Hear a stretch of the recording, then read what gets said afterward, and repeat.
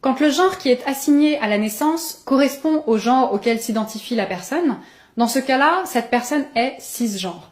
Je vous donne un exemple. Si, depuis ma naissance, j'ai été considérée et éduquée comme une fille et que je m'identifie au genre féminin, dans ce cas, je suis une personne cisgenre.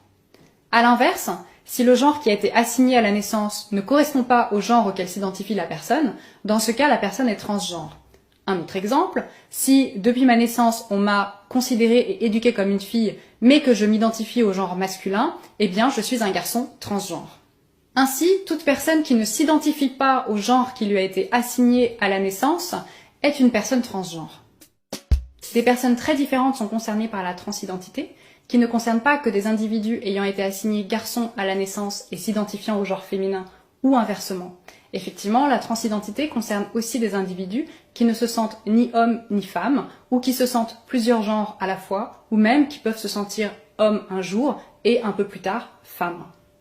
D'ailleurs, dans d'autres cultures que la nôtre, d'autres genres existent en dehors de cette binarité homme-femme. Il est important de comprendre que le genre d'une personne est une réalité psychologique. C'est une dimension du vécu de soi.